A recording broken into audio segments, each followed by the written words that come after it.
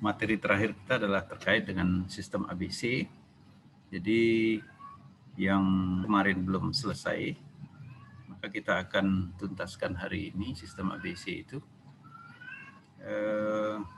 Sistem ABC, kalau tidak salah yang terakhir kita masuk ke contoh ini ya.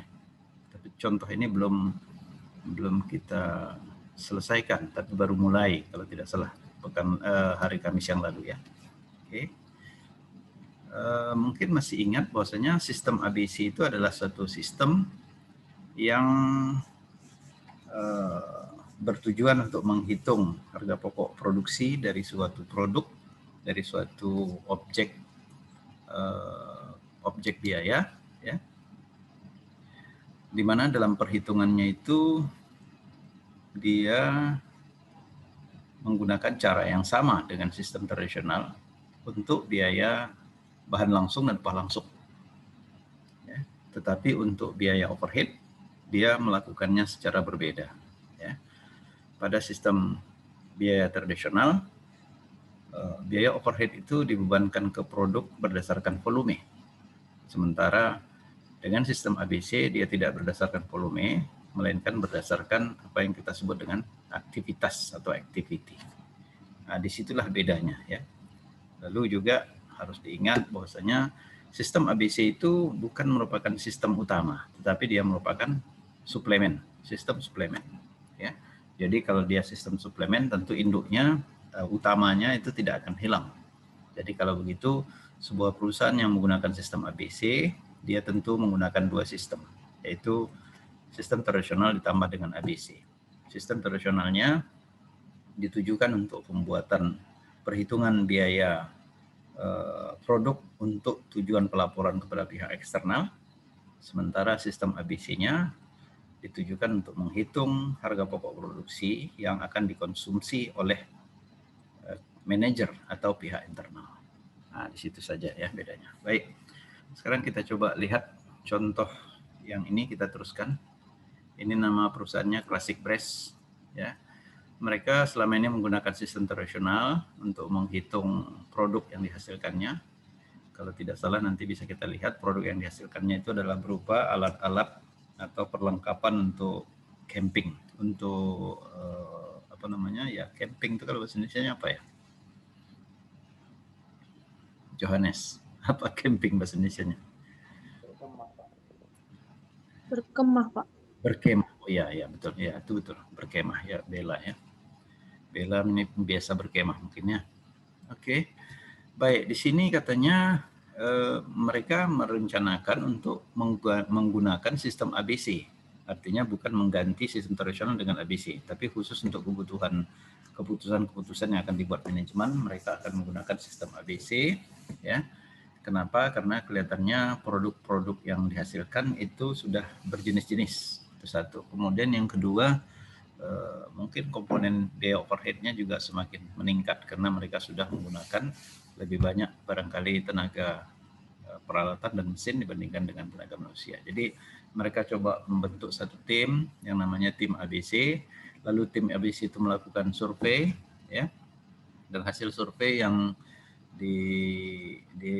dibuat mereka inilah dia, bahwasanya di dalam perusahaan itu ada beberapa pool aktivitas, yaitu ada order pelanggan, desain produk, skala order, hubungan ke customer, dan lain-lain ya. Kemudian ukuran aktivitasnya juga ada di sini ya. Ini saya kira sudah disinggung sedikit Kamis lalu ya. Oke. Nah, ini pool aktivitas tadi.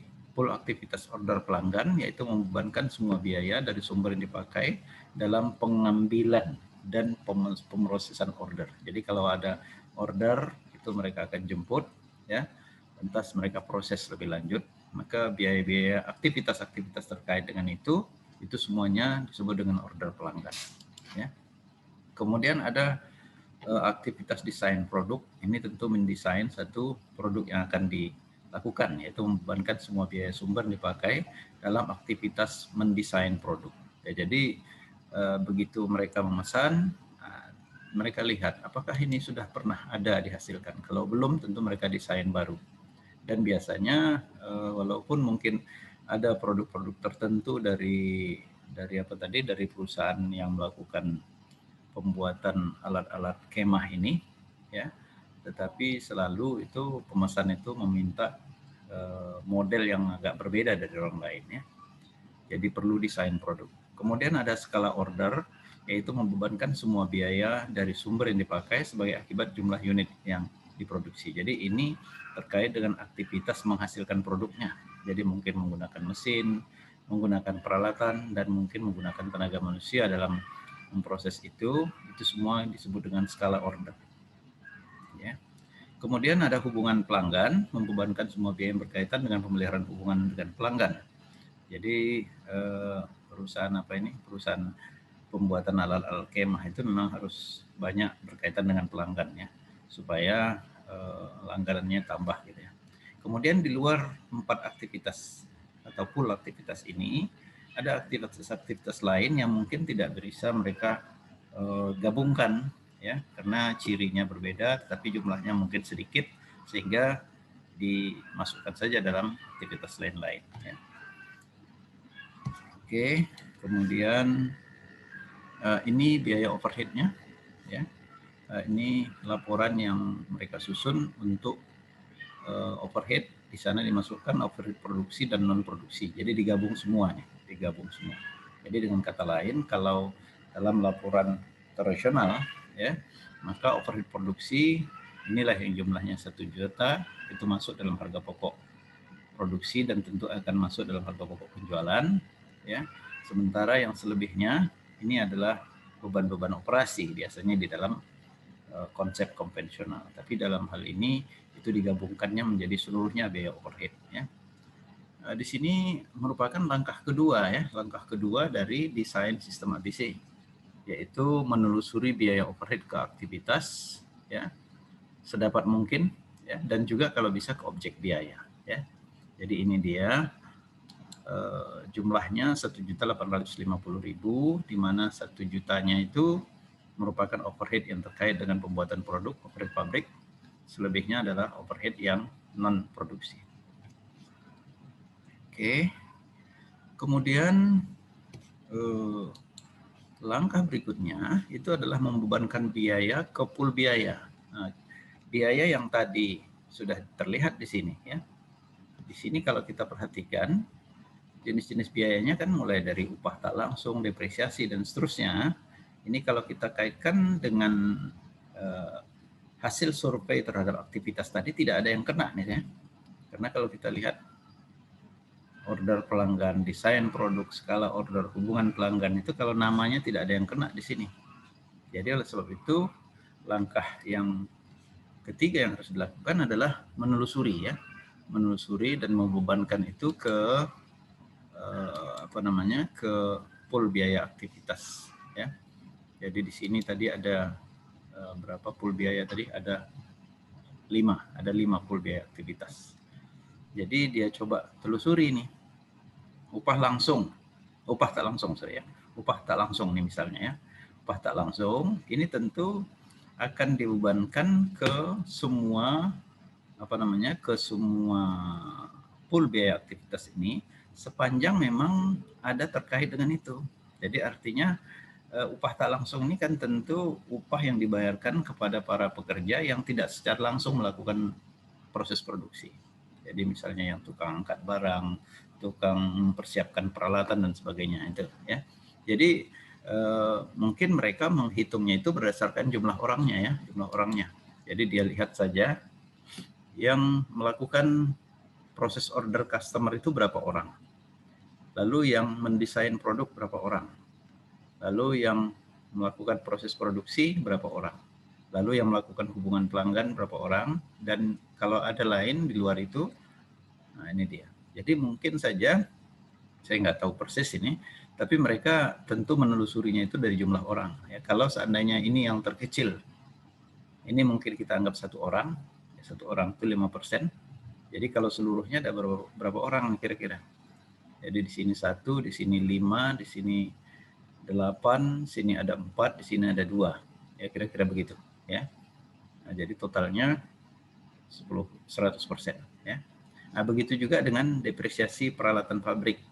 Nah, depresiasi peralatan pabrik ini tentu berdasarkan penggunaan peralatan pabrik itu. Ya, peralatan pabrik itu digunakan untuk apa saja. Untuk melakukan order pelanggan mungkin ada ya.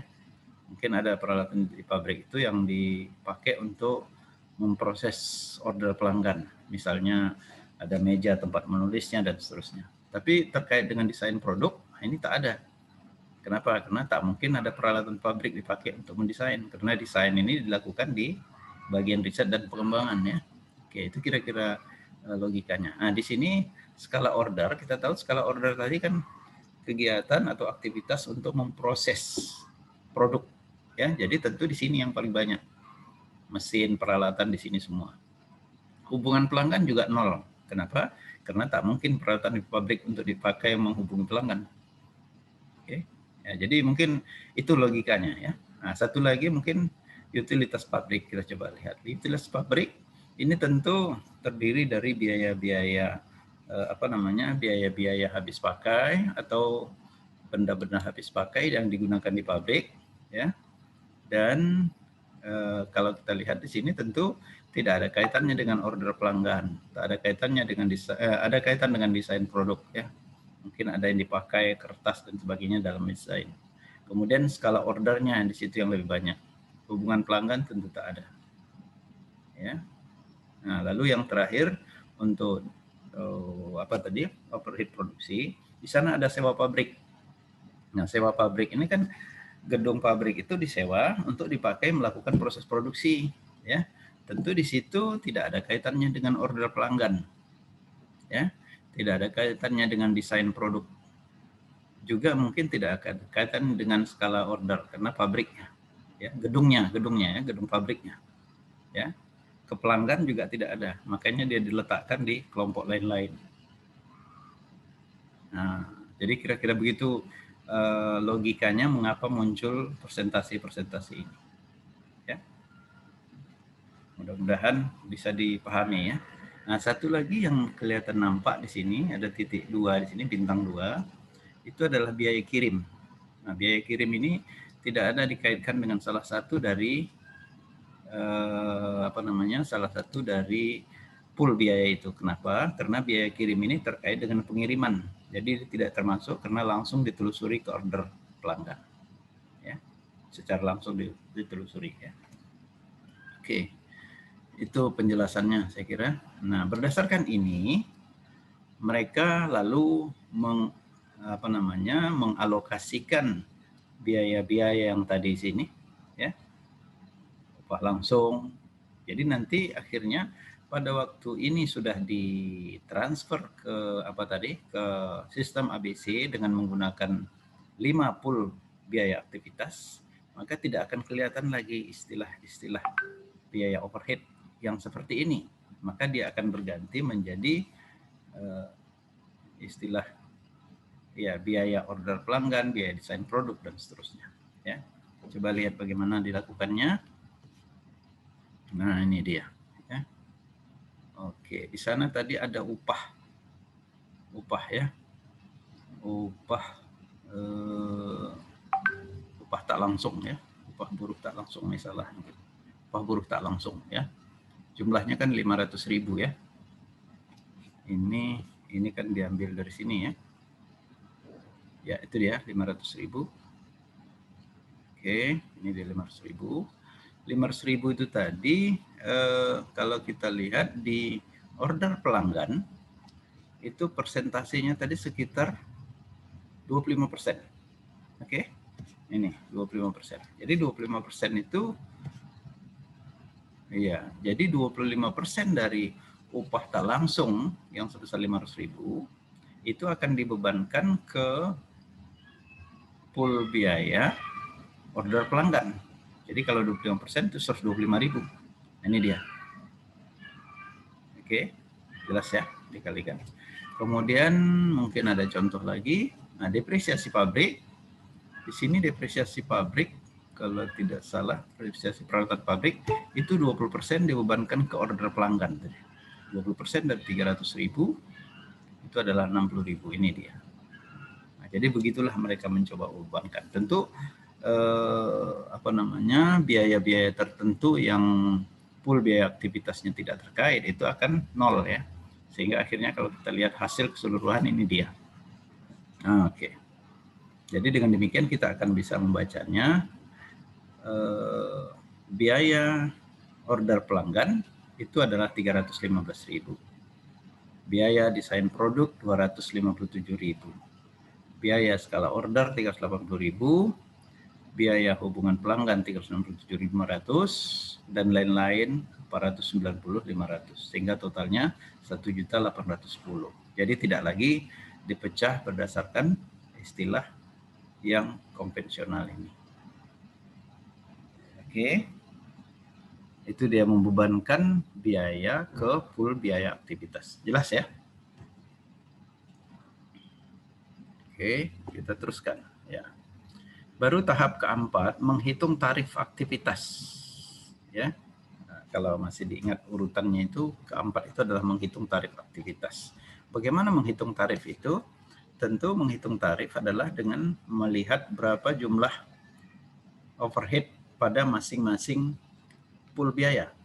Misalnya di sini order pelanggan itu nilainya 315. Lalu berapa aktivitas yang terjadi? Aktivitas apa ini? Aktivitas mengambil dan memproses order. Nah, berapa aktivitas yang terjadi? Nah, maka total biayanya ini dibagi dengan total aktivitasnya, ya. Maka akan dihasilkanlah. Nah, ini dia, ya. Jadi kita coba lihat ini hasil dari tim itu. Bahwasanya Classic Brass ini memiliki seluruh aktivitas untuk setiap pool aktivitas itu sebagai berikut. Ya, jadi untuk tahun itu ada 1.000 order pelanggan. Ya, lalu dari 1.000 order itu ada yang langsung dibuat karena mungkin tidak ada desain yang diinginkan yang baru, tetapi ada sekitar 200 buah desain baru. Ya, lalu jam kerja mesin yang mereka pakai untuk memproses sampai 1.000 order pelanggan itu adalah 20.000 jam kerja mesin. Lalu untuk hubungan dengan pelanggan mereka ada melakukan 100 kali, ya 100 kali aktivitas. Inilah dia. Jadi berdasarkan ini kita akan bisa menghitung, ya kita akan bisa menghitung tarifnya masing-masing ya. Oke. Ya baik. Kita coba lihat tarifnya. Nah, ini dia ya. Tadi sudah kita lihat total biaya overhead tadi yang dibebankan ke order pelanggan itu 315.000. Desain produk ini skala order dan seterusnya ya. Lalu total aktivitasnya untuk order pelanggan 1.000, maka dengan demikian tarifnya adalah 315.000 dibagi 1.000. Dapatlah 315 per order. Jadi untuk setiap order yang masuk dan mereka proses itu dibebankan biaya sebesar 315. Nah, setiap desain ini katanya 1.285. Ya, 1.285 desainnya. Murah memang ya, tapi kenapa? Karena memang kalau kita lihat desain untuk apa itu? Untuk alat kemah itu tidak terlalu apa ya. Dari yang satu dengan yang lain mirip-mirip saja. Mungkin ada yang kepingin supaya di depan di depan pintu kemahnya itu ya gambar kucing ya kan, ada yang mungkin kepingin gambar burung, mungkin itu perbedaan desainnya barangkali ya. Kemudian skala ordernya ini dapat tarifnya 19 per jam mesin. Jadi setiap mereka gunakan mesin untuk melakukan memproses produk yang mau dibuat itu dikenakan $19 per jam. Jadi kalau satu order atau satu jenis barang dihasilkan dengan 2 jam tentu dia akan dibebani $38 ya gitu deh seterusnya. Hubungan pelanggan ini 3.675 per pelanggan. Ya memang agak tinggi. Kenapa? Karena memang menghubungi pelanggan itu tidak hanya sekedar bertelepon, tapi mungkin juga mendatangi, menjelaskan, memberikan brosur dan sebagainya, sehingga membutuhkan biaya yang besar. Kemudian ada diantaranya yang tidak bisa ditelusuri kemana, itu katanya tidak diaplikasikan berdasarkan aktivitas, ya. Jadi di sini tidak teraplikasi, artinya tidak diaplikasikan berdasarkan aktivitas. Jadi mungkin ini tetap berdasarkan volume sebagaimana diterapkan pada sistem tradisional. Oke, kita lanjut. Nah, ini bagian dari bagaimana penelusuran biaya pada classic press itu. Jadi bahan langsung itu tidak lagi dihitung dengan cara yang lain kecuali dengan seperti yang diterapkan pada sistem tradisional, yaitu ditelusuri langsung ke produk. Begitu juga dengan upah. Ya, biaya pengirimannya juga demikian, dia bisa langsung ditelusuri. Sementara untuk biaya overhead-nya ini yang harus dialokasikan, ya, alokasikan. Tahap pertama dia dialokasikan ke full biaya aktivitas. Tadi sudah kita alokasikan nih kan, skala order berapa, order pelanggan berapa dan seterusnya, ya. Kemudian setelah alokasi tahap pertama, perusahaan akan menghitung, akan melakukan alokasi tahap kedua, tapi dalam alokasi tahap kedua tentu dia harus menentukan berapa tarif. Nah, inilah tarifnya sudah kita hitung tadi. Ada yang per jam mesin, ada yang per order, ada yang per desain, dan ada yang per pelanggan, ya. Tapi ada juga tadi kelompok lain-lain yang tidak bisa dialokasikan berdasarkan aktivitas, tapi dia mungkin tidak dialokasikan atau mungkin dialokasikan berdasarkan volume. Ya. Oke, nah, hasil yang didapat adalah ini, coba dilihat. Nah, pembebanannya ke produk ini kebetulan diambil satu kasus, yaitu ada pelanggan yang namanya Winda dan Yanto. Ini mungkin suami istri atau pacaran yang suka camping, ya, suka camping. Ya. Mereka ini ada memesan, lalu yang mereka pesan itu adalah tiang tenda. Ya, mungkin Bella tadi tahulah tiang tenda ini, besi-besi biasanya itu, ya. Tiang tendanya ada yang panjang, ada yang pendek, ada yang ditanamkan ke tanah dan seterusnya. Ya. Nah, di sini katanya tiang tenda yang mereka pesan itu adalah 400 unit tiang tenda. Dan 400 unit itu di ordernya 2 kali. Kita nggak tahu ordernya 2 kali itu apakah 200, apakah 100, 300, 350 dengan 50, nggak tahu. Pokoknya total yang di ordernya 400 dan itu 2 kali order. Lalu untuk tiang ini katanya setiap satu tiang itu kalau diproses mengerjakan mesinnya tadi, mungkin hanya memotong aja, ya. Ya, itu katanya setengah jam mesin diperlukan, ya, untuk satu tiang. Nah, ini saya nggak tahu kenapa bisa lama begitu, ya. Mungkin mengukurnya, kemudian memotongnya, lalu merapikannya supaya jangan tajam, mungkin ada pengecatan lagi dan sebagainya. Nah, mungkin itu yang sampai setengah jam. Kemudian satu tiang itu harganya dijual dengan harga $34. Oke. Nah, lalu untuk pembuatan tiang, ya, untuk pembuatan tiang yang 400 unit ini, itu jumlah bahan langsungnya 2.110. Upah langsungnya 1.850. Ya. Lalu biaya pengirimannya 180 untuk yang 400 tiang. Ya. Itu yang dia order. Nah, tapi di sini ada catatan, tidak perlu desain. Kenapa? Karena tiang tenda itu untuk apa? Apanya mau didesain? Tinggal ukur aja panjangnya berapa, ya, besarnya berapa, sudah, gitu kan. Tak perlu dibentuk, dibengkokkan dan sebagainya. Ya. Oke, lalu pesanan kedua dia itu adalah berupa tenda plastik. Nah, ini dia tenda plastik. Jadi tiang tadi tentu akan dipakai untuk memasang tenda plastik. Karena kalau tiangnya saja yang diorder, dipakai tiangnya, ya hujan basah, ya. Tapi kalau dia tenda plastiknya saja yang dipesan, ya, tiang tendanya nggak ada, jadi akhirnya dia bisa tidur, ya, langsung ditutupi oleh tenda plastik, ya. Tapi kalau pakai tiang dia bisa seperti rumah, ya, gitu, ya. Oke. Nah, di sini katanya tenda plastik itu perlu desain. Kenapa? Mungkin ada bentuk dan kekhususan yang dipesannya, ya. Di sini katanya si Winda dan Yanto itu 1 tahun itu hanya mengorder sekali aja. Ya, tiang tadi 2 kali order dia, lalu tenda plastik sekali saja. satu kali order saja. Ya. Lalu katanya untuk memenuhi yang satu order itu diperlukan 4 jam mesin. Ya. Jadi tentu di sini membuat polanya dulu, kemudian memotong plastiknya, ya, kemudian menjahitnya, ya, dan sebagainya. Itu butuh sampai 4 jam mesin. Lalu harga jualnya memang lebih mahal ya. Kalau tiang tadi 34, dia $650 per tenda plastik. Sudah pasti lebih mahal ya. Kemudian jumlah bahan langsungnya cuma 13. 13, upah langsungnya 50. Karena memang cuma satu biji ini kan. Ya. Upah langsungnya 50, biaya pengirimannya 25. Nah, inilah kasus di Winda dan Yanto ya. Tentu mereka punya customer yang lain ya, mungkin ada nggak tahu lah berapa banyak jumlahnya, tapi yang pasti untuk Winda dan Yanto ini diambil itu dia hanya 2 order saja ya, 3 order. 2 kali order dia untuk tiang, 1 kali order untuk tenda plastik. Kita coba lihat bagaimana penelusurannya ya.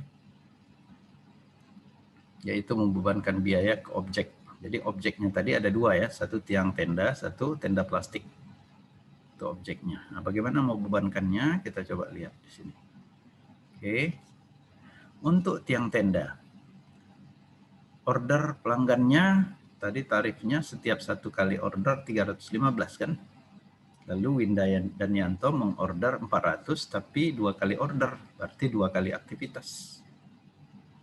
Nah, jadi dibebankanlah biaya order pelanggan itu 630 kepada si pesanan tiang tenda, Winda dan Yanto. Desain produknya 1.285 per desain. Tapi karena dia tiang tenda tidak perlu desain. Jadi tidak ada beban. Oke. Kemudian skala ordernya itu adalah $19 per jam. Nah, untuk katanya memenuhi pesanan si Winda dan Yanto tadi, itu untuk 1 tiang diperlukan setengah jam. Berarti kalau untuk 400 tiang dibutuhkan 200 jam, ya kan? Nah, kalau 200 jam, 19 per jam, maka dapatlah ini. 19 dikali 200, dapatlah 3.800. Ya. Hubungan pelanggan, ini tidak ada katanya. Ya, tidak ada disebutkan di situ tadi, mereka harus menghubungi pelanggan. Ya, jadi kosong sama sekali. Inilah yang dibebankan untuk tiang tenda. Ya. Kemudian untuk tenda plastik, nah ini dia ordernya 1 kali itu 315 dan memang dia setahun itu cuma sekali, jadi cuma 315 dibebankan. Ya. Oke, desain produknya 1.285 dan kebetulan untuk tenda plastik itu dia minta desain yang khusus sehingga ada sekali desain, maka dibebankan 1.285. Untuk skala order untuk 1 jam pemrosesan dengan mesin itu dibutuhkan $19 dan untuk membuat tenda plastik ini katanya dibutuhkan 4 jam tadi ya. Jadi kalau 4 berarti 76. Hubungan pelanggan juga tidak ada dibebankan di sini ya, sehingga inilah dia total biaya overhead yang dibebankan kepada tenda plastik yang dipesan oleh Winda dan Yanto, dan ini yang dibebankan ke tiang tenda yang dipesan oleh Winda dan Yanto. Oke. Baik, sekarang kita coba lihat laporan manajemennya. Nah, ini dia. Tentu laporan manajemennya itu dilaporkan per jenis produk atau per objek biaya, ya. Kita coba lihat tiang tenda dijual dengan harga 13.600, betul? 13.600 tiang tenda. Mana dia? Tiang tenda. Tiang tenda tadi harganya 34 per unit. Dijual 400. Jadi 400 kali berapa? Kali 400 kali 34. Ini dia, 13.600. Bahan langsung, upah langsung tadi sudah ada ya. Bahan langsungnya 2.110, upah langsungnya 1.850. Lalu biaya kirimnya 180 ya. Sudah ada tadi biaya kirimnya. Mana dia? Nah, ini dia, ya. Ini upah langsung, ini bahan langsung, ini upah langsung, ini biaya kirim, ya. Jadi kalau begitu kita tinggal lihat overhead-nya. Overhead-nya tadi hanya 2 yang terkena, yaitu order pelanggan nomor 30, ya, dan skala order, betul? Ini dia, 630 dan skala order 3.800. Nah, ini dia. Jadi kalau begitu bisa dihitung margin produknya adalah 5.030, yaitu penjualan dikurangi dengan keseluruhan biaya, ya, keseluruhan biaya produk itu, mulai dari bahan, upah, dan ongkos kirim serta overhead. Itu dia. Lalu produk yang kedua itu adalah tadi tenda plastik. Nah, kita coba tenda plastik, lihat harga jualnya 650. Ini sudah ada di data tadi ya, karena satu buah dia. Bahan langsungnya 13, upah langsungnya 50, biaya kirimnya 25. Ini semua ada dalam data tadi. Lalu overhead-nya ada 3 kalau tidak salah ya. Ini dia 315 untuk order, desain 1285 dan skala order 76. Nah, ini dia ya, ini dia. Oke, sehingga totalnya adalah 1764. Nah, lalu kalau kita hitung margin produknya, nah ini justru minus ya. Kenapa bisa minus? Ya, karena biayanya lebih besar daripada harga jualnya. Kok bisa begitu? Karena memang di sini ada dalam membuat, walaupun dia hanya satu produk yang dibuat, tapi kalau terkait dengan biaya biaya overheadnya itu tentu akan mencakup seluruhannya, ya, keseluruhan, ya, tidak hanya yang terkait dengan dia sendiri. Jadi dibebankan sesuai dengan aktivitas yang dibutuhkan, ya. Jadi oleh sebab itu dia menghasilkan minus. Wah, ini bagaimana nih perusahaan? Apakah tidak usah lagi dibuat tenda plastik karena merugikan? Nah, tentunya kerugian ini akibat dari volume yang tidak memenuhi, ya, volume yang tidak memenuhi. Kalau dia jual hanya satu, ya segitulah dia. Tentu kalau dia ingin menaikkannya, tentu akan dibuat lebih banyak. Ya. Jadi kalau seandainya tenda plastik, penjualan tenda plastik ini digabung dengan customer lain di luar Winda dan Yanto, tentu kemungkinan ini akan margin produknya positif. Itu aja. Jadi ini karena hanya ditelusuri ke satu pelanggan saja. Oke. Baik.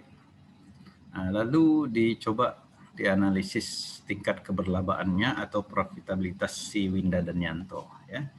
Margin produk yang diberikan oleh Winda dan Yanto yang tenda 5.030 dari angka tadi, tenda plastik minus 1114, oke, total margin produknya adalah 39 ya, 16, betul? 3916 ya. Nah, lalu hubungan pelanggannya kita bebankan di sini. Jadi hubungan pelanggan itu tidak dibebankan di depan tadi. Kenapa? Karena hubungan pelanggan itu tidak terkait dengan proses produksi ya. Karena yang di sini terkait dengan proses produksi. Oke. Jadi 36. Jadi marginnya adalah 241 ya. Jadi kalau dilihat margin produknya untuk tiang tenda dia dapat ya.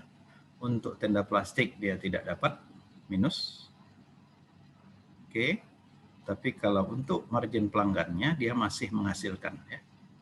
Jadi artinya si Winda dan Yanto ini walaupun tadi di tenda plastik kita rugi dia buat, tapi kita untung di tiang tenda. Sehingga akhirnya untuk customer si Winda dan Yanto ini masih memberikan laba bagi perusahaan 241. Ya. Karena total margin produk yang dia pesan itu 39, sedangkan dikurangi biaya aktivitas untuk hubungan pelanggan 36, sehingga kita masih bisa dapat 241. Ya. Oke. Nah, analisis yang seperti ini tentu tidak akan bisa dilakukan kalau perusahaan hanya menggunakan sistem tradisional. Oke, lantas kita coba melihat margin produk untuk memperbandingkan antara sistem tradisional dan sistem ABC. Kalau sistem tradisional, ya penjualannya sama nih ya, 13.600 untuk tenda, 650 untuk tenda plastik. Bahan langsungnya sama seperti tadi ya, bahan langsungnya sana. Tapi overheadnya, nah coba lihat. Kalau dia overheadnya, tadi kan setengah jam per unit ya. Kalau dia menggunakan tarif overhead jam mesin, ya, maka coba lihat overhead pabriknya tadi kan 1.850. Total overheadnya tadi 1.850, tapi overhead pabriknya saja hanya 1 juta. Itu dari laporan tadi ya. Lalu jam kerja mesin yang mereka gunakan adalah 20.000 jam tadi. Ya, maka totalnya biaya tarif overhead yang tak di muka adalah $50 per jam. Ya, $50 per jam. Oke, $50 per jam. Sehingga kalau untuk tiang tenda, dia butuhkan 400 unit kali setengah jam, ya, dapatlah 200 jam. 200 jam kali 50, maka dapatlah 10.000. Ini dia. Jadi kalau kita lihat di sini, tiang tenda itu minus ya. Minus tiang tenda. Ya. Oke. Padahal kalau kita bayangkan tiang tenda itu kan pekerjaannya tidak sulit ya. Hanya tinggal potong-potong aja. Ya. Tapi karena dia tidak dihitung berdasarkan aktivitas, tapi dihitung berdasarkan jam mesin, maka dia kebesaran. Ya. Tenda plastiknya bagaimana? Tenda plastiknya ini dia, dikurangi bahan, upah, dan overheadnya cuma 200. Kenapa? Karena tadi untuk membuat tenda plastik itu butuh 4 jam aja. 4 jam kali 50, 200. Sehingga di sini terlihat tenda plastik itu menghasilkan keuntungan. Margin produknya plus ya. Nah, inilah yang kita sebut apa kemarin? High volume, over cost, low volume, under cost. Ya. Ini yang high volume. Jadi akan dibebankan overhead lebih tinggi. Ya, sedangkan yang low volume itu under cost. Ya, jadi overhead yang dibebankan ke tenda plastik ini terlalu kecil. Cuma 200. Ya. Oke. Nah, bagaimana kalau hasilnya menggunakan sistem ABC? Saya kira ada. Tadi sudah enggak kelihatannya, enggak ada. Ya tadi mungkin sudah terlihat ya. Untuk yang ABC tadi, tiang tenda itu bagaimana? Tiang tenda tadi, nah ini dia marginnya. Plus ya. Sementara yang tenda plastik minus. Sebaliknya kalau kita gunakan sistem tradisional, tiang tenda yang minus, tenda plastik yang plus. Kira-kira kalau logika kita mana yang betul tuh ya? Apakah betul yang tiang tenda kita minus, yang tenda plastik kita plus? Atau sebaliknya, tiang tenda yang kita plus, tenda plastik yang kita minus? Kira-kira mana yang betul menurut kalian?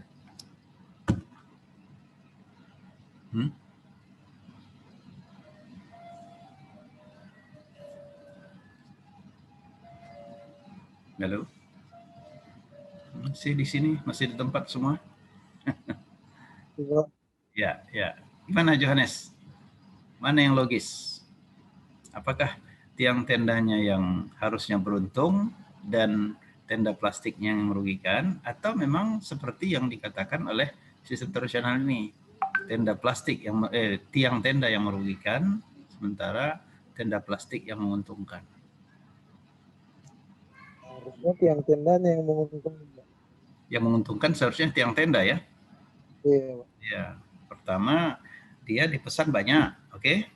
Kemudian mengerjakannya sederhana, tidak perlu desain, tidak perlu repot-repot, tinggal potong aja sudah jadi. Ya, sementara yang tenda plastik itu harus desain lagi, harus dipotong, dibentuk dan sebagainya, ya. Dan dipesan cuma sebiji. Ya. Rasanya kalau ada orang jualan teh manis, ya. Kalau teh manis itu 1 gelas itu berapa ya harganya? Katakanlah 10.000. Kalau kita hitung berapa lah itu ya, airnya berapa, gulanya berapa, ya. Tapi tak mungkin kita memasak air untuk membuatkan teh manis cuma 1 gelas saja. Jadi kalaupun 1 gelas yang dipesan, kita buat, kita masak airnya, gasnya itu sudah berapa banyak, ya kan? Untuk memasak airnya itu. Nah, lantas penyusutan daripada gelasnya, penyusutan daripada sendoknya, penyusutan dari tempat peralatannya, penyusutan, wah ini kalau cuma 1 gelas ya pasti rugi, ya kan? Padahal kalau kita hitung itu kan mudah sekali. Ya. Nah, beda dengan orang yang jualan pecal misalnya, jualan pecal itu kan repot ya, harus digiling dulu bumbunya, ya kan? Kemudian diulek dan sebagainya. Jadi dia lebih sulit. Jadi itulah dia logikanya. Jadi kalau dari contoh ini, saya pikir logikanya adalah lebih kena menggunakan sistem ABC daripada sistem tradisional. Oke, ada pertanyaan barangkali?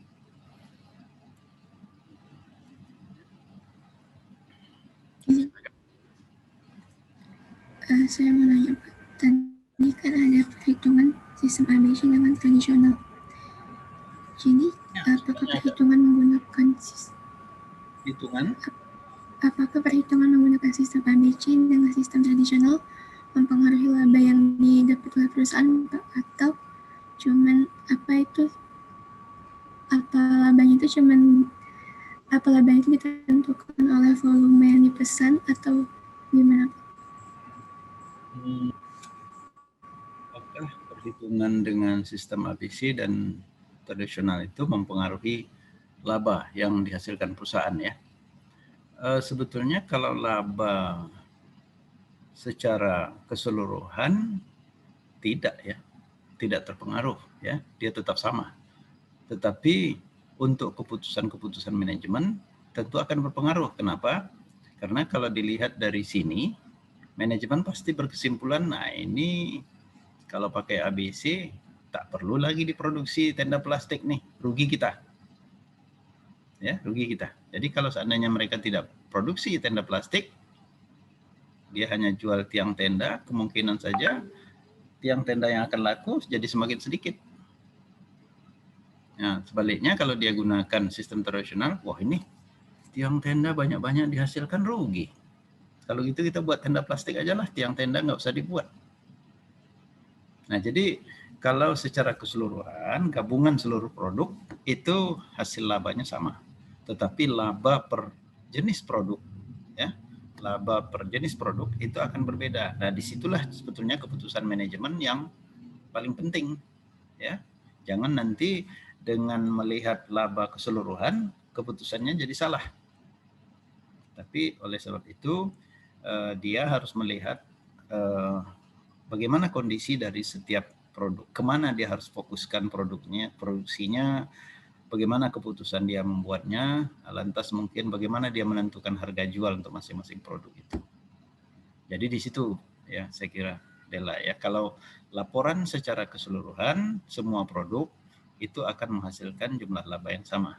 Tetapi laba per jenis produk itu yang akan berbeda. Dan biasanya keputusan manajemen itu akan melihat laba masing-masing produk agar dia bisa membuat kebijakan, membuat langkah-langkah tertentu agar laba perusahaan secara keseluruhan. Jadi mungkin saja dengan melihat masing-masing produk itu, tahun depan dia akan merubah kebijakan dan itu kemungkinan akan bisa mengangkat atau menaikkan laba perusahaan secara keseluruhan. Ya. Oke, jelas ya, Dela ya. Terima kasih Pak. Ya. Baik, nanti kalau seandainya ada mata kuliah di atasnya, yaitu mata kuliah manajemen biaya. Di manajemen biaya itu ABC ini akan diteruskan ke ABM, Activity Based Management. Jadi kalau ABC itu hanya sebatas sampai perhitungan biaya yang akurat, biaya produk yang akurat, kemudian pembebanan yang adil, hanya sampai batas itu, ya. Tapi begitu nanti ABC ini dilanjutkan ke ABM-nya, maka laporan dari ABC ini akan bisa dipakai ya untuk melihat mana aktivitas yang perlu dipertahankan, mana aktivitas yang bisa dikurangi, mana aktivitas yang perlu dihemat, sehingga akhirnya dengan penerapan ABM, biaya yang selama ini tinggi kemungkinan akan bisa rendah. Dan kalau itu terjadi, maka sebetulnya peningkatan laba perusahaan akan menjadi naik. Jadi artinya kalau dia sampai batas ABC, kita hanya bisa mendapatkan hasil berupa berupa perhitungan dan pembebanan biaya akurat di antara berbagai produk yang dihasilkan perusahaan. Tapi kalau ingin menaikkan laba, itu harus merubah merubah aktivitasnya, mengurangi aktivitasnya, itu baru bisa dilakukan kalau setelah digabungkan atau dikombinasikan antara ABC dan ABM. Tapi itu nanti di manajemen biaya, di akuntansi manajemen kita tidak sampai ke ABM ya. Oke, ada lagi yang lain? Saya Pak ingin bertanya. Salisa. Iya Pak. Ya. Perhitungan mana Pak yang lebih efektif dan efisien? Tradisional atau yang ABC ya Pak? Maksudnya efektif dan efisien itu gimana? Efektif itu tepat ya, efisien itu murah ya. Kalau dari efisiensi memang perhitungan dengan ABC mahal. Tapi kalau dari efektif, perhitungan dengan ABC yang lebih tepat. Tapi dengan catatan ada berapa kondisi itu? Kondisi pertama, produk yang dihasilkan perusahaan itu tidak homogen. Jadi dia memiliki beberapa jenis produk yang berbeda-beda. Itu satu. Tapi kalau dia hanya menghasilkan satu produk atau dua produk tapi sama kedua-duanya, itu tak perlu ABC. Ya, karena yang menjadi masalah kan adalah pembebanan ke masing-masing produk yang berciri berbeda-beda. Ada produk yang membutuhkan aktivitas banyak, ada yang sedikit. Itu satu. Kemudian yang kedua kan jumlah overhead-nya. Apakah overhead-nya cukup besar atau tidak?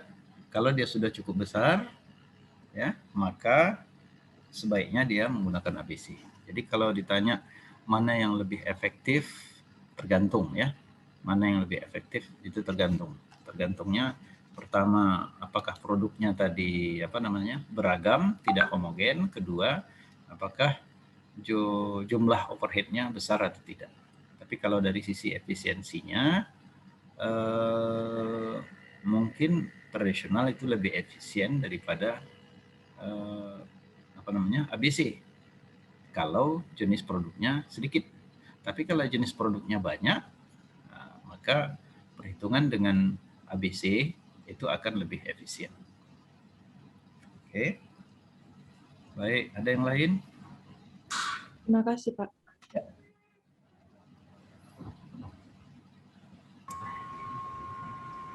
Pak, saya mau nanya lagi boleh? Ya, silakan. Saya masih bingung bagian cara menentukan. Adalah suara kamu kok ya lembut sih, halus, cuma agak-agak kurang jelas gitu. Gimana? Saya masih bingung cara menentukan persenan biaya overhead tadi Pak. Tadi kan ada biaya overhead itu dimasukkan ke dalam pool aktivitas. Itu berdasarkan kebijakan manajemen atau gimana Pak? Mana yang presentasi tadi ya? Iya Pak. Ya, coba lihat ke belakang dulu ya.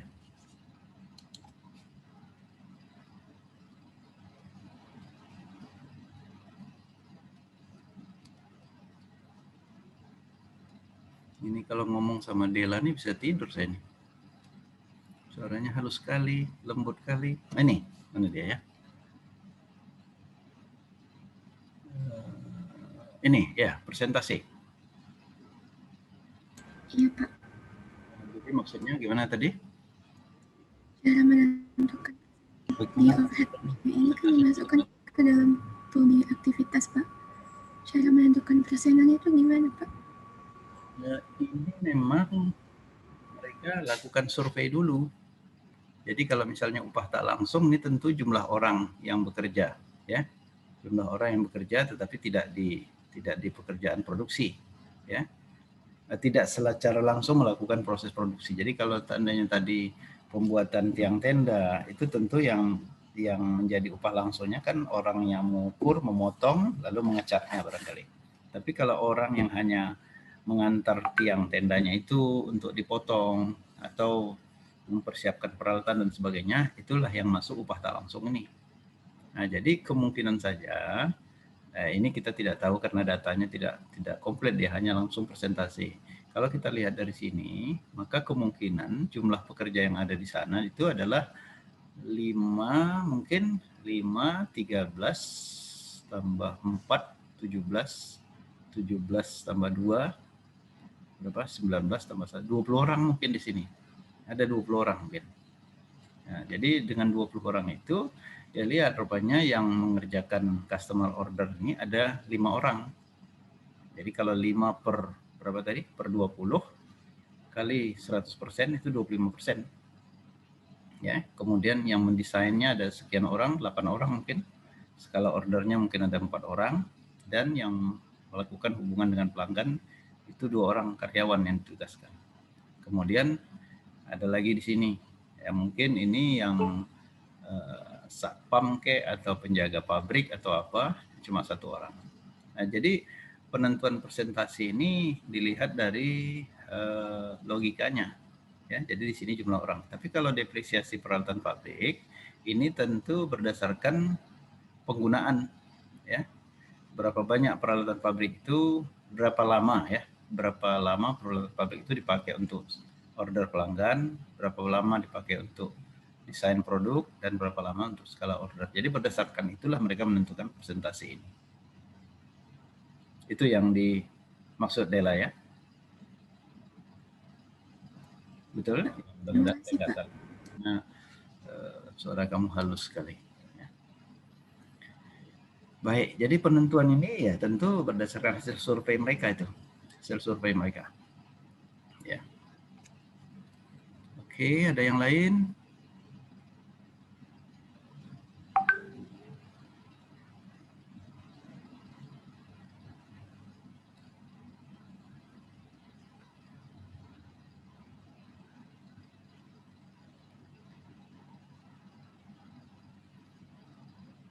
Baik, kalau tidak ada, ini sekedar tambahan saja. Kita coba lihat perbedaan antara sistem ABC dan sistem tradisional.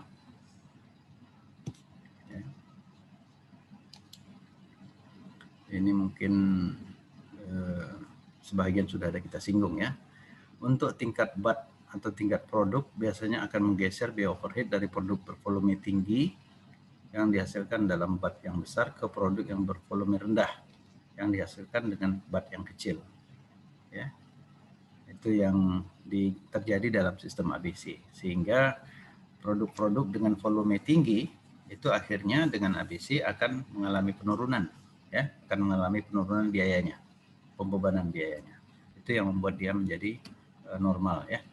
Kemudian dengan ABC, biaya produksi dan non produksi dapat ditetapkan ke produk. Jadi artinya bisa dibebankan ke produk yang non produksi.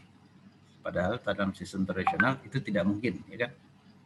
Lalu biaya tingkat organisasi dan biaya dari kapasitas-kapasitas yang idle tidak ditetapkan ke produk. Jadi kalau ada misalnya tadi, kalau tidak salah ada yang lain-lain tadi, ya.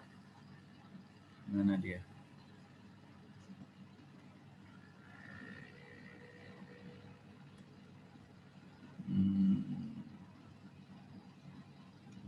Pelanggan.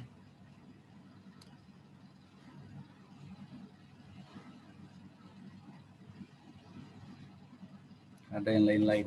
Nah, ini dia. Ada yang lain-lain. Ini katanya dia tidak bisa dimasukkan ke dalam salah satu dari 4 pool biaya aktivitas ini, ya. Jadi oleh sebab itu dia masuk dalam kelompok lain-lain yang tidak dialokasikan, artinya tidak dialokasikan ke produk ini.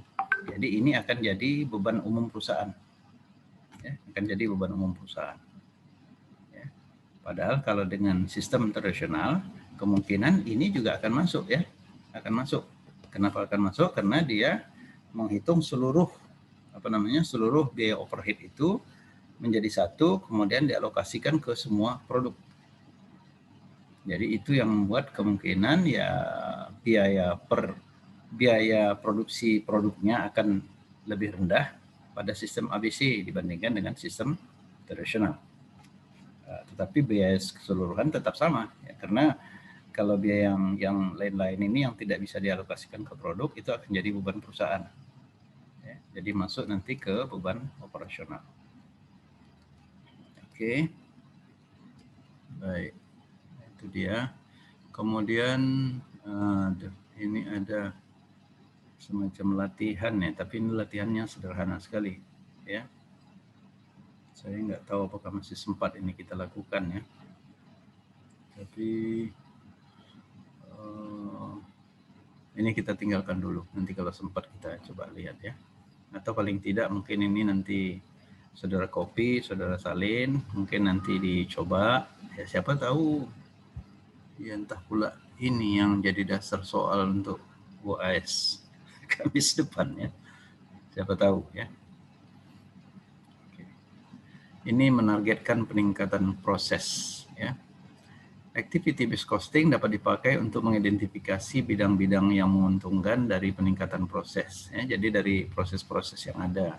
Mungkin kalau produk itu dilakukan dengan 3 tahapan proses, 1, 2, 3, nah, maka dengan menggunakan ABC, kita akan bisa lihat dari ketiga proses itu mana yang bisa ditingkatkan lagi, ya, sehingga akan lebih menguntungkan perusahaan. Kemudian teori kendala, theory of constraint ya.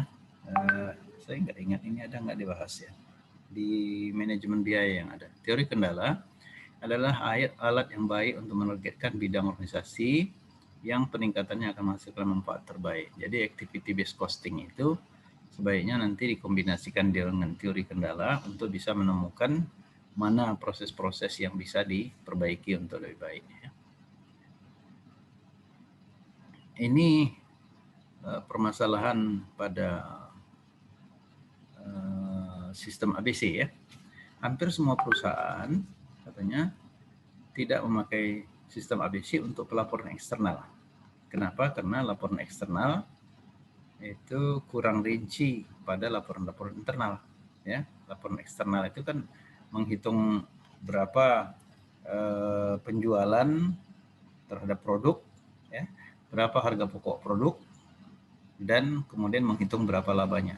Tapi kalau perusahaan itu menghasilkan ada 5 produk, berapa laba untuk produk 1, berapa laba untuk produk 2, produk 3, dan produk 4, itu dalam laporan eksternal tidak akan dapat. Karena dia membuat laporan secara keseluruhan. Ya. Jadi oleh sebab itu ini akan menyulitkan. Ya.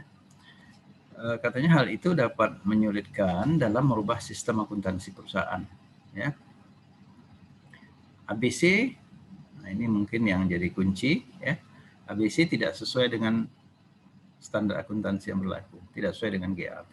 Jadi oleh sebab itu, kalau perusahaan menggunakan sistem ABC menyusun laporan laba rugi, ya, laporan lapor posisi keuangan, itu tidak akan diakui, ya, tidak akan diakui. Jadi oleh sebab itu dia harus menyusunnya berdasarkan konsep tradisional. Jadi itu makanya saya katakan kemarin bahwasanya kalau perusahaan sudah menggunakan sistem ABC, sistem tradisionalnya tetap ada. Tetapi kalau perusahaan hanya menggunakan sistem tradisional, tentu ABC-nya tak ada. Jadi kalau ABC-nya tak ada, ya mungkin manajemen ya harus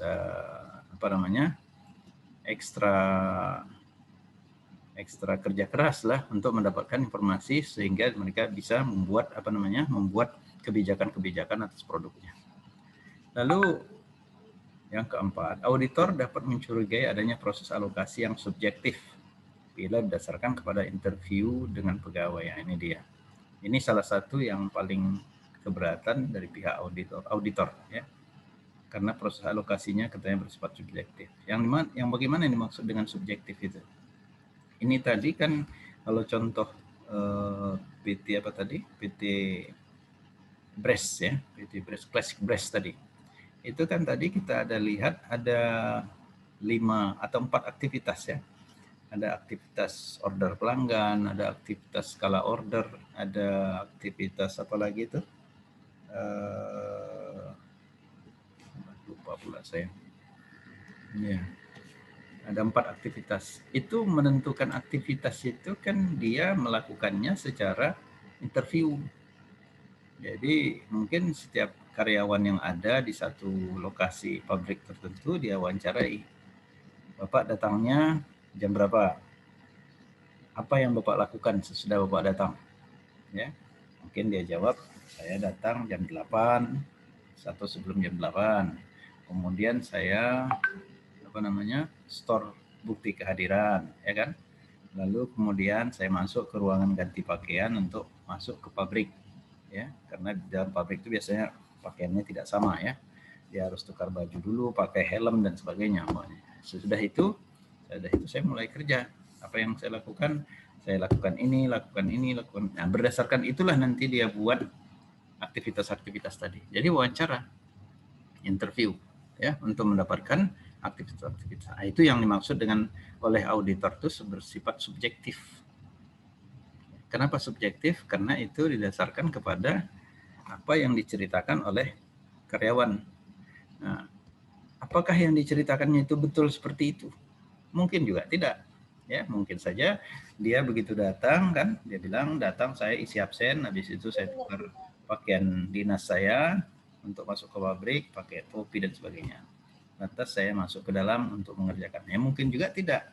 Mungkin saja gitu dia datang, saya isi absen, mungkin duduk-duduk dulu dia cerita-cerita, minum-minum kopi, baca-baca koran, 5-10 menit, habis itu baru dia masuk.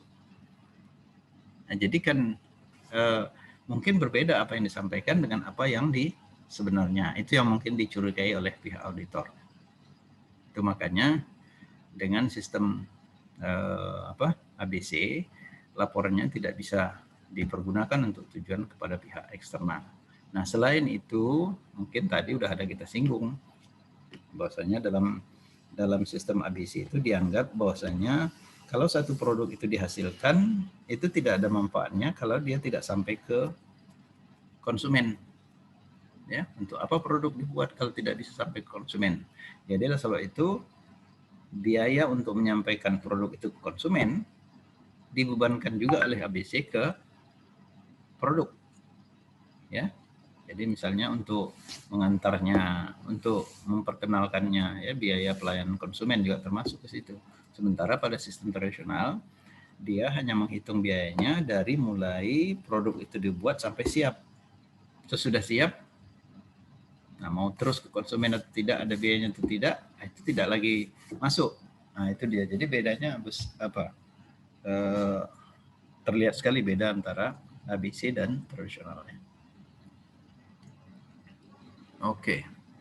Ini keterbatasannya yang mungkin sudah disinggung. Sistem ABC adalah proyek besar yang memerlukan sumber besar pula. Ya, manfaatnya naik dari keakurasian dan akurasinya yang naik. Ya. Jadi biayanya besar nih untuk membuat sistem ABC. Ya. Jadi makanya sistem ABC cenderung dipergunakan oleh perusahaan-perusahaan besar. Ya, perusahaan kecil agak sulit mempergunakannya. Ya, kemudian sistem ABC menghasilkan angka-angka seperti margin produk yang berbeda dengan angka-angka yang dihasilkan sistem tradisional. Ya, coba lihat tadi ya. Tadi kita lihat dari sistem tradisional, tenda plastik laba menghasilkan margin, sementara tiang tenda itu justru minus. Nah, sebaliknya pada sistem ABC, tiang tenda yang menghasilkan margin, sementara tenda plastik rugi. Ya, jadi dia sangat berbeda. Ya, sangat berbeda. Beberapa manajer mungkin kesulitan menyesuaikan diri dengan perubahan itu. Ya. Kemudian data sistem ABC katanya dapat disalah tafsirkan dan harus dipakai dengan hati-hati bila membuat keputusan. Ya. Jadi walaupun dia sudah menunjukkan perhitungan yang akurat dan adil, ya, dalam membebankan ke masing-masing produk, tetapi itu juga harus diteliti dengan baik, ya, dipahami dulu dengan baik. Jadi bisa saja menyimpang. Oke, ya. Ini ada satu gambar, ya, seorang yang megang kepalanya botak sebetulnya. ini sedang memikirkan ya kesulitan tertentu ya. Jadi ini hanya untuk menggambarkan bagaimana sulitnya menggunakan menerjemahkan hasil perhitungan biaya dengan sistem tradisional pada kondisi yang tertentu ya. Di sini katanya kalau seandainya pada kondisi tertentu di mana porsi upah langsung dan total biaya kecil, jadi artinya upah langsungnya turun gitu ya, kecil jumlahnya. Kalau selama ini kan komposisinya itu biasanya jumlah bahan itu sekitar 40%, upah 40%, overhead-nya mungkin sekitar 20%. Jadi kalau seandainya sudah terjadi pergeseran di mana teknik produksi semakin maju, jumlah tenaga kerja dikurangi, mesin dan peralatan yang lebih banyak, tentu kemungkinan bisa terjadi bahannya tetap 40%, tapi upahnya yang justru tinggal 20%. Dan overhead-nya yang membengkak menjadi 40%. Nah, dalam kondisi seperti ini katanya itu sudah perlu sistem ABC. Lalu dalam kondisi tertentu di mana penjualan meningkat tapi laba turun, itu bisa terjadi ya, bisa terjadi. Penjualannya naik tapi justru labanya turun. Nah, dalam kondisi seperti itu juga perusahaan sudah harus berpikir, wah ini kalau udah begini mungkin perhitungan biayanya salah nih, atau perhitungan biayanya tak tepat. Maka sudah perlu beralih ke ABC. Kemudian bagian marketing katanya tidak lagi memakai laporan biaya dalam penentuan harga. Jadi harga itu kan ditentukan oleh bagian marketing.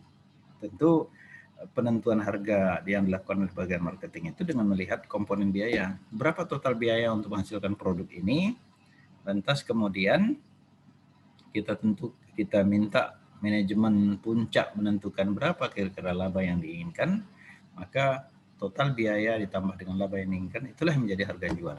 Nah, tetapi justru kalau seandainya bagian marketing tidak lagi memakai laporan itu untuk penentuan harga, jadi artinya bagian marketing nggak percaya dengan laporan biayanya, itu sudah tanda ya akan diperlukannya sistem ABC. Kemudian margin laba dari garis produk sulit dijelaskan. Jadi artinya kalau perusahaan itu menghasilkan beberapa produk, lalu coba ditelusuri margin laba dari masing-masing produk. Dan sesudah ditelusuri sulit untuk dijelaskan. Kok bisa begini, kok bisa begitu, dan sebagainya. Kalau kondisi itu sudah dihadapi, berarti sistem ABC sudah mendesak. Harus dipakai ya. Kemudian manajer garis tidak percaya lagi kepada laporan biaya produk, termasuklah marketing tadi itu kan manajer garis juga ya. Nah, jadi manajer-manajer yang membuat keputusan itu tidak lagi percaya kepada laporan biaya produk, maka ini berarti sudah perlu beralih ke sistem ABC. Kemudian ada lagi satu gejala yang menunjukkan bahwa sistem ABC itu perlu. Produk yang dilaporkan memiliki margin laba tinggi ternyata tidak dijual oleh pesaing. Nah, makanya kalau tadi kita lihat contoh ya, ada produk yang dilaporkan margin labanya tinggi ya, seperti apa tadi? Tenda plastik. Sementara produk yang lain yaitu tiang plastik itu dilaporkan minus ya. Nah, jadi kalau ada kondisi seperti itu di mana ada produk kita yang kita anggap cukup menguntungkan tapi pesaing tidak ada mau menjual di situ, itu juga harus dicurigai. Jadi tidak selamanya perusahaan begitu dilihatnya, oh ini produknya labanya tinggi, kemudian tidak ada pesaing yang mau masuk ke situ. Oh begitu, kalau gitu saya bisa rajanya di sini. Itu belum tentu. Jadi harus dicurigai. Kenapa kok pelanggan pesaing tidak mau masuk ke situ? Nah, maka kemungkinannya saja perhitungan laba dan perhitungan biaya kita lakukan salah. Makanya orang sudah menghitung bahwasanya kalau itu dihasilkan tidak menguntungkan, makanya orang nggak mau. Sementara kita salah hitung, kita lihat keuntungannya tinggi. Ya, jadi yang seperti itu merupakan indikasi perlunya beralih ke sistem ABC. Oke. Ya. Ya, jadi sistem ABC itu bisa dipakai pada pada perusahaan jasa, perusahaan dagang maupun perusahaan manufaktur ya. Tetapi dengan catatan ini ya. menawarkan lebih dari satu produk. Ya. Jadi kalau dia hanya satu produk, tak ada gunanya sistem ABC. Kenapa? Karena seluruh biaya yang terjadi untuk produk itu dibebankan ke satu produk aja. Ya, jadi tak ada masalah. Tapi kalau dia ada beberapa produk, nah di sini baru timbul permasalahan. Kenapa? Mungkin ada produk yang dibebankan lebih tinggi, ada produk yang dibebankan lebih rendah. Sehingga kemungkinan tidak adil. Nah, untuk supaya bisa adil pembebanannya ke masing-masing produk, disitulah sistem ABC berperan. Ya. Oke, ada pertanyaan barangkali?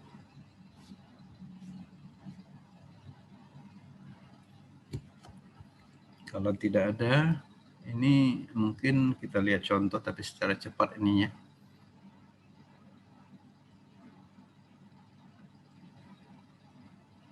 Ini ya, oleh sebab itu perlu dikaji lebih lanjut kelebihan dan kekurangannya. Kelebihannya, kualitas keputusan manajemen meningkat karena penetapan biaya dilakukan dengan adil dan akurat ya. Kedua, ada upaya yang terus-menerus untuk menekan jumlah biaya. Nah, kalau dia sudah menggunakan sistem ABC, ya, itu akan informasi itu akan diperoleh lebih rinci untuk masing-masing biaya overhead atau biaya produksi tak langsung, sehingga akan ada celah untuk melakukan perbaikan sehingga menekan jumlah biaya secara keseluruhan.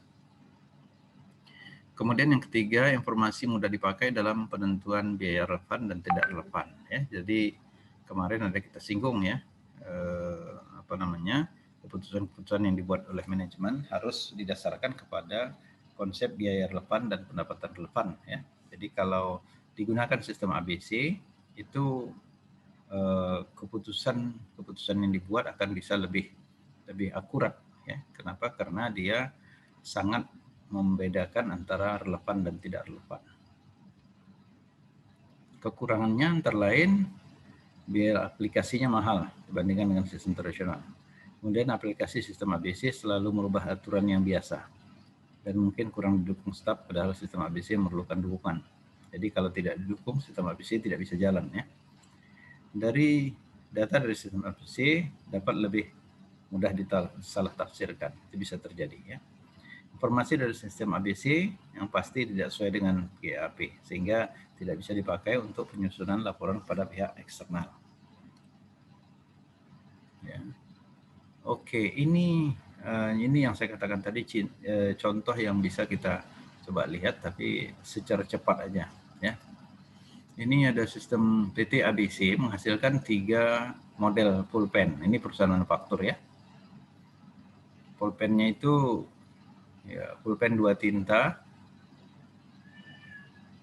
ya, 3 model pulpen 2 tinta dan 2 model pulpen 4 tinta. Jadi udah berapa itu? Udah 5 ya. Yang 2 tinta ada 2 model. Yang 2 tinta, yang 2 tinta ada 3 model. Lalu yang 4 tinta ada 2 model. Pernah lihat pulpen 2 tinta dan 4 tinta? Ya, ada merah, ada biru, ada hitam, tapi putih nggak ada ya, putih nggak ada. Ya. Nah itu. Nah, jadi ini kan produknya saja sudah 5 ya, sudah 5. Yang 2 tinta aja sudah 3 model, yang 4 tinta sudah 2 model, jadi ada 5. Nah, makanya produknya sangat heterogen ya. Keduanya dikerjakan dalam 2 departemen yang berbeda. Kelima model ini dikerjakan per bat untuk 100 buah dalam 1 bat. Jadi setiap bat itu 100 pulpen, baik untuk yang 2 tinta maupun yang 4 tinta. Nah, kita coba lihat data biayanya. Di sini yang untuk pulpen 2 tinta tadi 3 model, ada model 105 namanya, ada 205 dan ada 305. Nah, bagaimana modelnya ini nggak tahu lah kita karena tidak ditunjukkan gambarannya ya.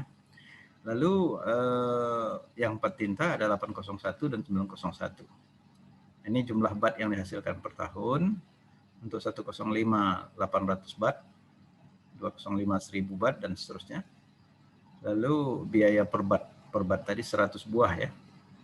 upah langsungnya ini ya per bat, kemudian bahan langsungnya ini per bat, lalu biaya produksi tak langsungnya, nah ini dia yang ini seluruhnya dalam ribuannya, itu meliputi ada biaya testing, ya, ada biaya setup mesin dan perlengkapan itu 9,3 juta.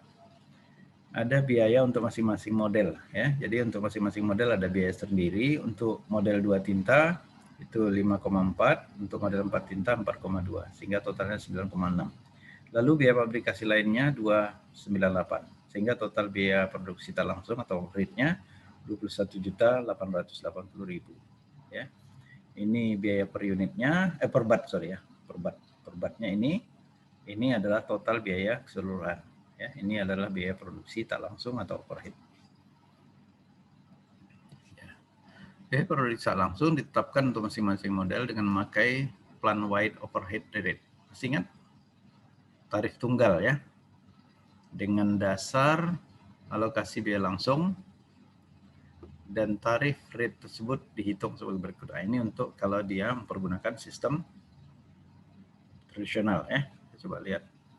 Jumlah batnya ini tadi sesuai dengan data, upah langsungnya ini karena katanya memakai dasar biaya upah langsung, maka itu yang dimasukkan, sehingga kalau begitu kita bisa hitung total upah langsungnya itu adalah 800 bat dikali dengan 3.400 per bat, jadi 2,7 juta ya, untuk 205, 3,5 dan seterusnya, hingga totalnya itu adalah 21.880.000.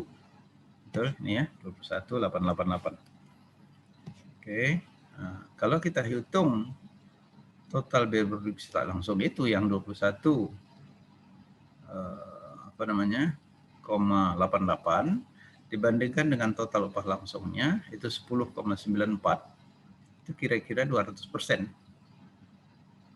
Jadi kalau begitu tarif overhead-nya dibebankan 200% dari upah langsung. Nah, jadi kalau misalnya produk inilah ya, katakanlah 105, itu upah langsung, bahan langsungnya 6.000, upah langsungnya 3,4, 3.400. Jadi kalau begitu overhead-nya 200% kali 3.400 sama dengan 6,8. Oke, ini total biayanya. Untuk 205 ini dia, dan seterusnya.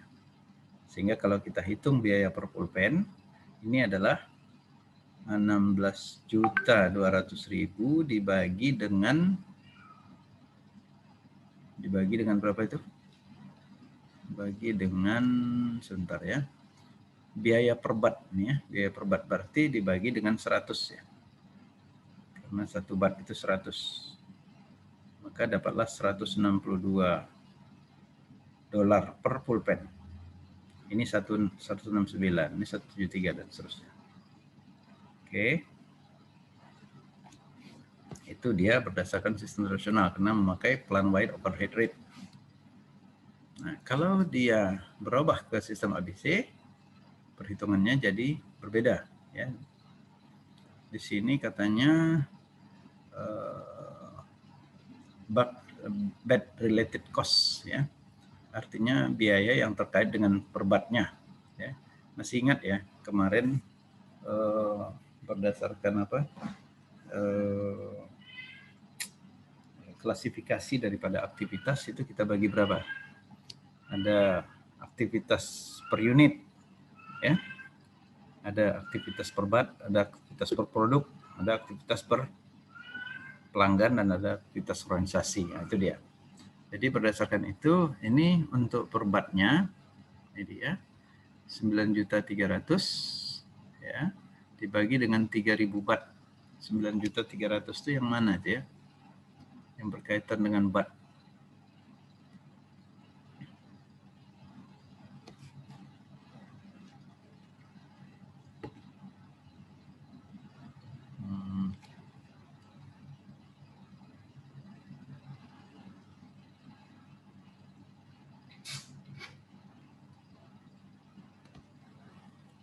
Ya, ini tes. testing, setup, dan perlengkapan.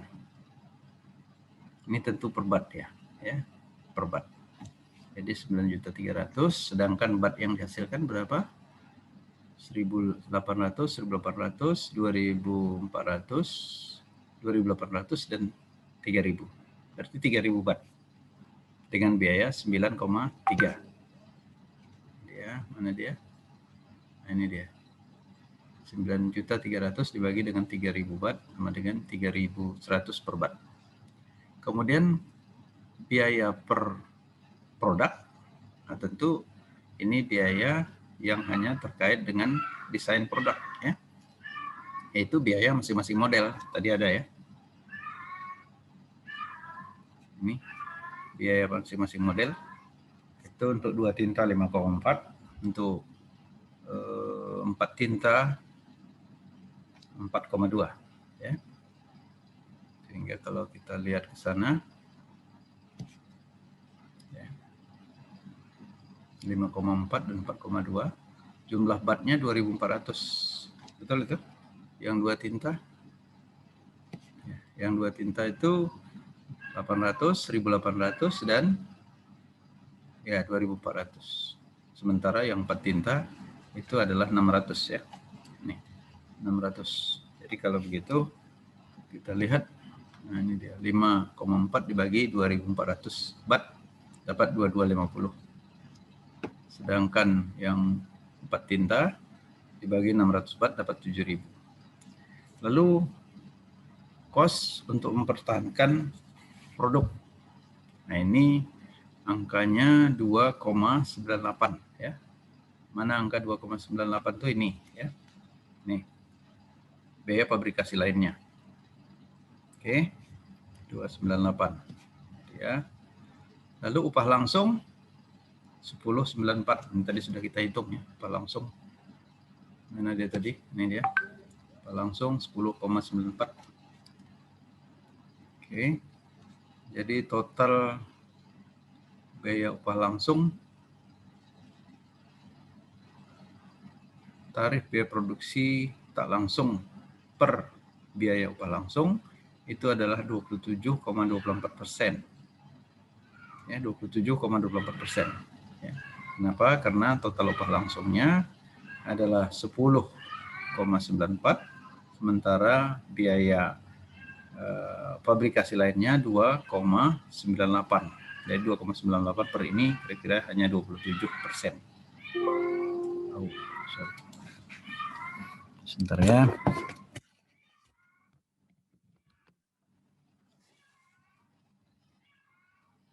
Baik. Dengan demikian, biaya masing-masing model per bat dan per unit dapat dihitung sebagai berikut. Nah, kita sudah hitung per batnya sudah, per produknya sudah, kemudian ditambah dengan biaya yang dibebankan secara langsung. Nah, ini kita lihat dia masing-masingnya. Biaya upah langsung, ini sudah ada tadi datanya. Biaya bahannya juga sudah ada sesuai dengan data sebelumnya. Lalu biaya produksi tak langsung, ini yang berkaitan ya, related cost-nya, but related cost 3,1 dan seterusnya. Ya, ini 3,1 semua. Ya. Kemudian biaya berkaitan dengan produk ya. 2250 untuk yang 2 pulpen, 2 tinta, untuk yang 4 tinta 7.000. Ini tadi sudah kita hitungnya. Sehingga untuk product sustaining cost ya, yaitu yang tadi 27,24% tarifnya, ini dia. Sehingga kita bisa hitung total biaya per bat. Nih. Lalu hasilnya per pulpen ya 157, 162, 164, 234 dan 242. Terus ya, kalau kita bandingkan dengan sistem tradisional tadi, katakanlah model 105. Berapa model 105 tadi?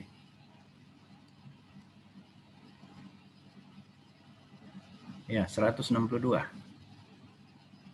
Ya. Lalu 205, 169, di sini cuma 162. Kemudian model 305 164, sementara di tradisional 173. Ya. Lalu untuk 801 tradisional 206, tapi ABC 234. Jadi bergeser deh ya, bergeser. Ya. Produk yang bervolume tinggi itu yang mana? Yang bervolume tinggi kan yang 2 pulpen, yang 2 tinta, sorry. 2 tinta. Ya, 2 tinta. Nah, coba lihat nih, 2 tinta. 800, 1800 dan 2400. Di sini cuma 600. Inilah yang terjadi pada sistem tradisional, di mana katanya produk yang volumenya tinggi itu akan overcost, akan ketinggian. Sementara produk yang volumenya rendah itu akan kerendahan. Nah, ini bisa kita buktikan di sini, ya. Jadi kalau dihitung dengan ABC, ini turun. Ini turun, ini turun, ini turun karena volumenya tinggi. Lalu ini yang volumenya rendah mengalami kenaikan. Coba lihat. Nah, itu dia. Oke, jelas ya. Ini implementasi sistem ABC pada perusahaan manufaktur. Kemudian contoh berikutnya, aplikasi sistem ABC pada perusahaan dagang. Nah, perusahaan dagang juga bisa, ini seperti ini ya. Misalnya sebuah toko katanya menyajikan laporan laba rugi per Desember 2002 sebagai berikut. Dia ada jual minuman ringan, ya, ada jual minuman makanan segar dan ada makanan kotak. Jadi bisa dibayangkan lah ini toko P dan D namanya kalau kita di sini ya. Minuman segar, minuman ringan ini tentu dimasukkan dalam kulkas ya. Dalam kulkas mungkin ada yang ada yang sosro, ada yang macam-macam lah, itu termasuk diantaranya mungkin aqua dan sebagainya. Lalu ada makanan segar.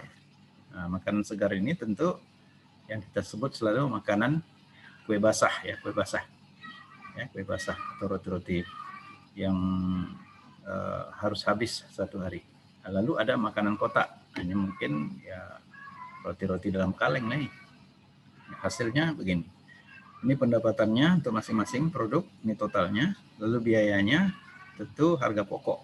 Karena dia perusahaan dagang, langsung harga pokok. Tidak ada perhitungan biaya produksinya ya. Harga pokok ini masing-masing. Lalu biaya operasionalnya, ini dia. Biaya operasionalnya tentu biaya penjualan dan biaya administrasi ya. Sehingga kelihatan laba operasionalnya. Minuman ringan 450, makanan segar 5.020 dan makanan kotak sekian totalnya. Oke. Lalu kalau digunakan sistem ABC, maka yang jadi masalah adalah biaya operasional ya. Karena harga pokok ini tidak mungkin kita ganggu lagi karena ini berdasarkan jumlah yang dibeli ya. Tapi biaya operasi ini yang jadi masalah. Inilah yang menjadi biaya overhead jadinya. Ya, ini menjadi biaya overhead. Oke, kita coba lihat telusuri biaya operasinya. Itu katanya biaya operasinya ini terdiri dari berbagai jenis biaya, berbagai aktivitas ini. Ada aktivitas pengembalian botol. Ya, tentu kalau minumannya minuman botol, ya minuman ringan itu kan ada yang botol, ada yang plastik dan ada juga yang karton ya. Kalau karton dan plastik tentu tidak akan ada pengembalian botol. Tapi kalau yang minuman botol tempatnya itu botol tentu ada khusus ini. Jadi ini khusus untuk pengambilan botol minuman ringan 400. Biaya pemesanan 5.200. Biaya pengangkutan 84. Biaya penyusunan barang di etalase ya. Ini perlu disusun ya. Di etalase khususnya yang makanan kotak ya, minuman ringan perlu disusun. Makanan segar juga perlu disusun ya. Lalu pelayanan pelanggan, nah, sehingga total biaya operasinya yang dialokasikan secara proporsional adalah 30.000. Ya, mana yang 30.000 ini dia. Ya, jadi dengan sistem tradisional yang 30.000 ini dialokasikan 6 ke minuman ringan, 15 ke makanan segar, dan 9 ke makanan kotak. Nah, kalau dia gunakan sistem ABC, maka yang 30 ini, nah ini nanti dialokasikan berdasarkan aktivitas. Mana yang membutuhkan aktivitas ini? Nah, tentu yang jelasnya yang 400 ini tidak akan dibebankan ke makanan kotak dan makanan segar. Kenapa? Karena dia khusus terkait dengan minuman ringan. Nah, sementara kalau dengan sistem tradisional ini juga dialokasikan ke tiga kan, karena dia rata aja nih. Karena di dalam yang 30.000 ini sudah ada yang 400. 400 ini seolah-olah ikut ditanggung makanan kotak dan makanan segar, padahal itu berkaitan dengan minuman ringan. Ini yang di sistem tradisional. Nah, kalau dia ganti dengan sistem ABC, bagaimana caranya? Tentu kita coba lihat. Ya. Ini aktivitasnya tadi, pemesanan, pengangkutan, penyusunan barang di etalase, dan pelayanan pelanggan. Lalu apa yang menjadi cost drivernya? Tentu kalau pemesanan itu banyaknya pesanan. Semakin banyak kita memesan, maka semakin tinggi biaya pemesanan atau semakin banyak aktivitas pemesanan. Kemudian untuk angkutan tentu jumlah yang diangkut. Tapi kalau penyusunan barang di etalase itu bukan banyak barangnya, tapi jam kerjanya. Jam kerjanya, berapa jam untuk menyusun itu. Sedangkan pelayanan pelanggan itu dihitungnya berdasarkan barang yang laku. Ya. Dasar alokasinya sudah dihitung, ini katanya 100 per pesanan, kemudian angkutannya 80 per angkutan, penyusunan barangnya itu 20 per jam, dan pelayanan pelanggan itu adalah 0,2 per jam kerja. Ya. Lalu ternyata kegiatan selama pelaporan tadi, laporan yang menunjukkan laba sebesar 6,8 ya, untuk tahun 2002 bulan Desember, itu ini aktivitasnya ya. Pemesanan ada 12 kali untuk minuman ringan, ya, 28 kali untuk makanan segar, dan 12 kali untuk makanan kotak. Ya. Kemudian untuk pengangkutannya ini ada 10 kali, ini 73 kali, 23 kali. Ya. Kemudian penyusunan barang di etalase, ini minuman ringan itu 18 jam, makanan segar 180 jam, dan makanan kotak 90 jam. Kenapa kok makanan segar atau kue segar harus begitu banyak jam kerja untuk menyusunnya? Ya, bayangin aja, saudara bisa bayangin itu kalau misalnya saudara beli makanan ya atau minuman kue-kue ya, kue-kue. Nah, tentu itu disediakan alat untuk mengambilnya. Itu kan banyak. Tentu mereka akan memilih kan. Ambil yang ini, oh ini nggak cocok. Balikannya, ambil yang ini, ambil yang ini. Sehingga setiap mereka ada membeli, kita harus menyusun kembali. Ya, kalau tidak nanti kelihatan yang jelek-jelek aja di atas.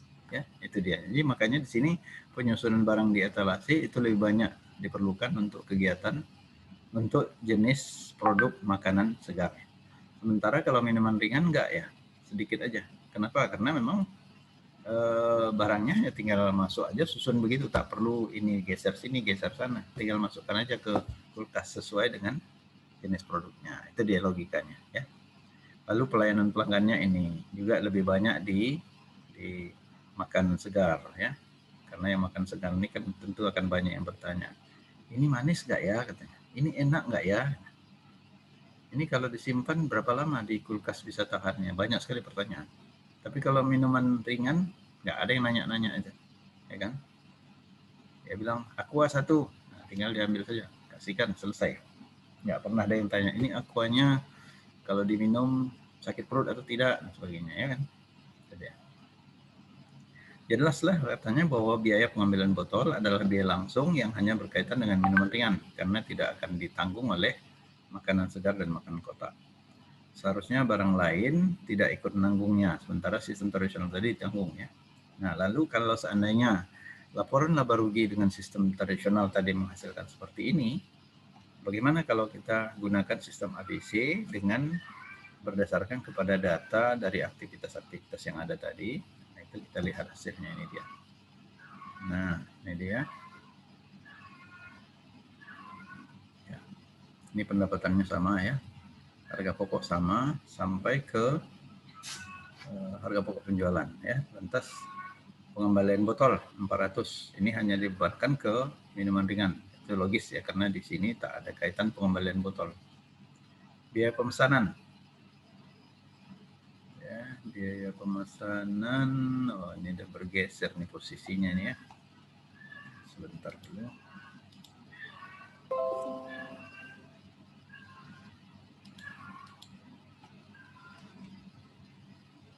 Ya.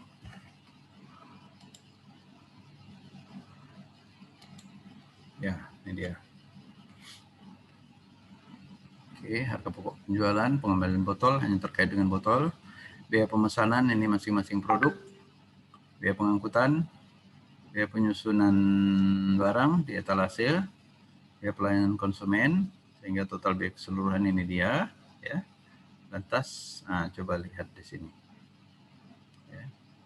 Dengan sistem tradisional, kita bisa melihat bahwasanya minuman ringan itu hanya menghasilkan laba operasi berapa ini? 450, sementara makanan segar itu 5.020 dan makanan kotak 1.330. Jadi totalnya ini betulnya 6.800 ya. Betul? Iya, 6.800.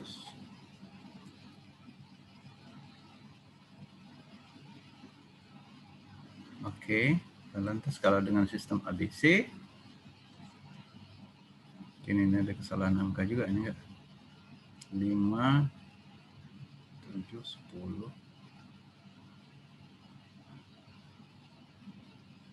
Oh, ini ada angka yang salah nih ya. Ini harusnya 6,8 ya. 0, 0, 1, 9, 13, 18 ya, oke.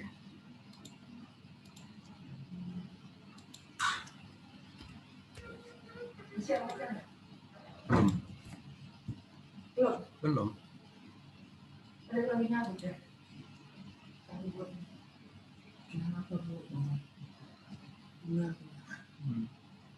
Oke, ini dia ya. Jadi kelihatan terjadi pergeseran ya. Tadi di sistem tradisional yang paling rendah itu labanya adalah minuman ringan. Justru yang paling tinggi adalah makanan segar. Ya, nomor 2-nya makanan kotak. Ya, tapi dengan sistem ABC, coba lihat, yang tertinggi itu adalah makanan kotak, nomor 2-nya adalah minuman segar, yang terendah adalah makanan segar. Nah, kalau berdasarkan aktivitas tentu logis ya. Ini makanan segar tadi membutuhkan banyak sekali aktivitas. Ya. Banyak sekali aktivitas. Yang sedikit aktivitasnya adalah minuman ringan dan makanan kotak. Ya, kalau makanan kotak ini kan tak perlu disusun-susun ya. Tinggal lihat saja yang mana Bapak mau ambil, kita ambilkan kan. Tapi kalau dia minuman ringan, mungkin kita ya harus buka kulkas, ya susun kembali dan sebagainya. Tapi kalau dia makanan segar, ini setiap saat mungkin harus disusun kembali sehingga aktivitasnya lebih banyak. Jadi kalau dilihat dari sini ya lebih besar keuntungan minuman seringan dibandingkan dengan makanan segar. Ya, padahal kalau dengan sistem tradisional makanan segar itu yang lebih besar labanya. Jadi terjadi pergeseran ya. Laba secara keseluruhan tidak berubah seperti yang ditanya tadi. Jadi laba secara keseluruhan tetap 6,8. Tapi pergeseran di antara produk itu yang menjadi berbeda. Oke. Cukup jelas ya saya kira. Walaupun mungkin ya pusing juga mengikutinya karena angka-angkanya banyak sekali. Demikianlah materi kita pada hari ini. Bila ada hal-hal yang kurang jelas, boleh ditanyakan dan pertanyaan dapat diajukan secara tertulis. Demikian, saya akhiri. Assalamualaikum warahmatullahi wabarakatuh.